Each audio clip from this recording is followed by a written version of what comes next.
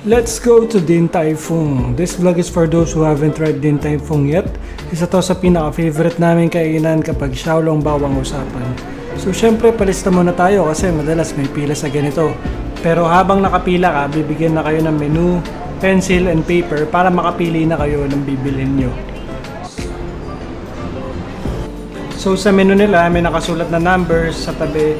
At yun naman number ang bibilugan mo dun sa paper, isusulat mo kung kailang order. Parang exam lang no?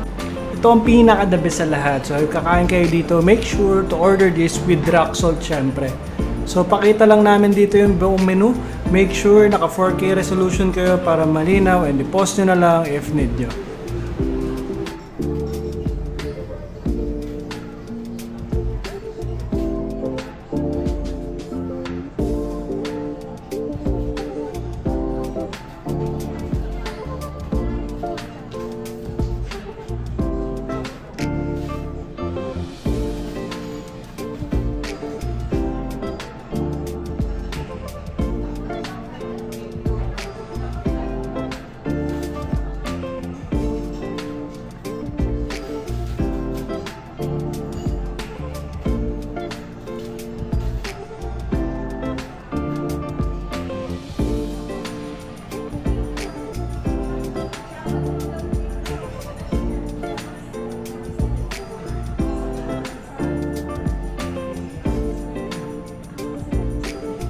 At yun na nga, tinawag na tayo para umupo, no? So dito tayo pepesto.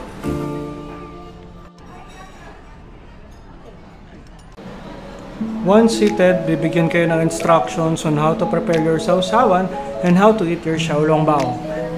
Yung sausawan nila is luya, suka, toyo, at chili lang naman. Mix it to your own liking. Pero if wala kang idea talaga, 1:1 lang. So, konting vinegar, konting toyo, and then add ka ng chili.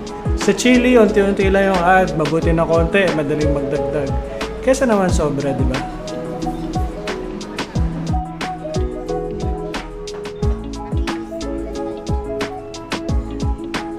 Unang sinerve sa amin is the chicken and pork Xiaolong Bao or XLB. No? Yan. Sunod naman is yung noodles namin na napili. Instruct ka naman nila na mix it while it's hot. So, sundan nyo lang sila sa mga ganong tips. I think kahit anong noodles ang orderin nyo dito, masarap siya.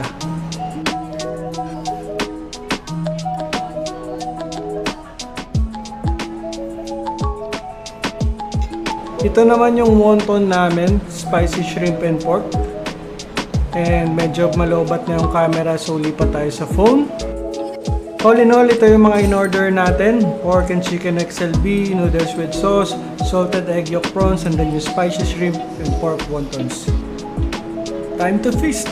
First up, XLB.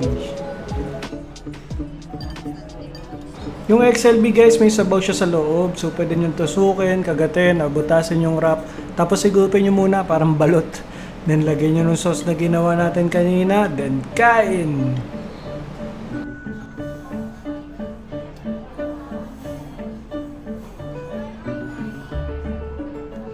And then here's Mika, trying the prawns. Itong wonton, surprisingly, sobrang sarap nung sauce. Kaya ito, after the first bite, napasawsaw ulit ako.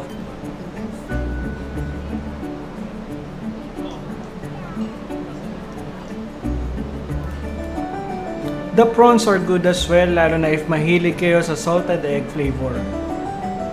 Si Mika rin, sarap na sarap sa sauce, kaya naman sinabaw niya doon sa noodles yung sauce.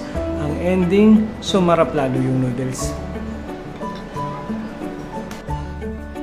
Since parang bitin yung order, napa-add kami ng rice with chicken chop. Since pag may sumobra, sure naman kakainin ng alaga namin si Toasty and si Coffee with the cats. Sabay naman sinerve na agad ang paborito na lahat, ang chocolate XLB. Guys, if kakain kayo dito, do not forget this one. Add lang kayo ng rock salt plus 35 pesos lang naman.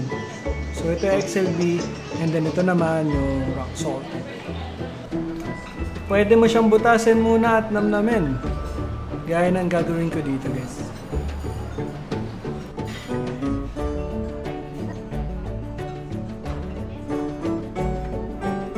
Huwag niyong kalimutang isawsaw doon sa rock salt. So huwag niyong titipirin yung sarili niyo sa rock salt guys. Marami yan.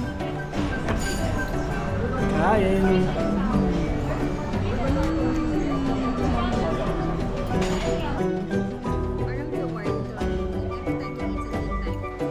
Tignan niyo naman guys. Sinong di matatakam, di ba? Binigyan pa kami ng candle kasi mayroong langaw sa table namin. Plus 10 points for Din Tai Fung. At ito ang nagastos namin dalawa. Mahal? Oo. Sulit? Sobra. Make sure pumunta sa alanganin time kasi if during lunch or dinner time, siguradong mahaba ang pila. Konting lakad-lakad lang para bumaba yung kinain. Nag-photobooth lang kami. Yan. Tapos, konting laro. Yun lang muna for today's video. See you sa next vlog. Thank you!